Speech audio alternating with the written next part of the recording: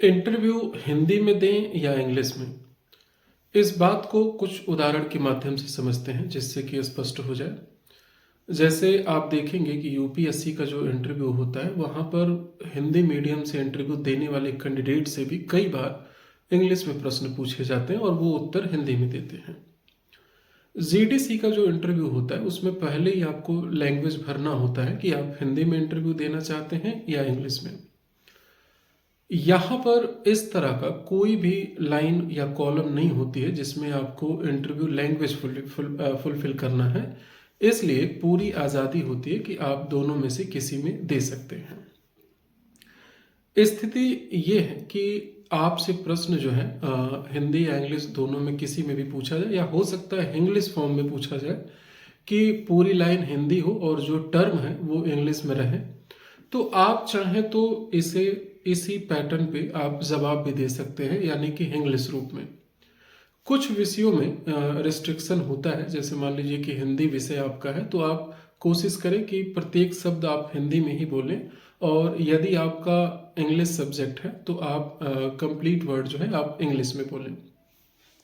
लेकिन बाकी जगह पे थोड़ा सा आप फ्लेक्सिबिलिटी रख सकते हैं। इवन आपसे हिंदी में प्रश्न पूछा जा रहा है तो भी आप इंग्लिश में आंसर दे सकते हैं, भले आप एक बार परमिशन लेकर आप स्टार्ट करें।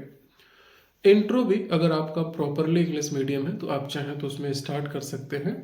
किसी तरह का ऐसा रिस्ट्रिक्शन नहीं होता है और इस चीज़ को लेके घबराना या परेशान नहीं होना है। जहाँ पर भी आपको दिक्कत होती है आप अनुमति लेके किसी में शिफ्ट हो सकते हैं या किसी भाषा में आप बता सकते हैं। कभी कभार हो सकता है कि किसी खास मैटर को लेके आपको डांट भी पड़ जाए कि आपको इतनी सी हिंदी नहीं आती, इतनी सी इंग्लिश नहीं आती, तो आप सॉरी माफ़ी मांग करके जो है अपना जो है बाकी एक्टिविटी आप आगे कर सकते हो। उससे नंबर पे कोई फर्क नहीं पड़ता है, ये ध्यान रखिएगा।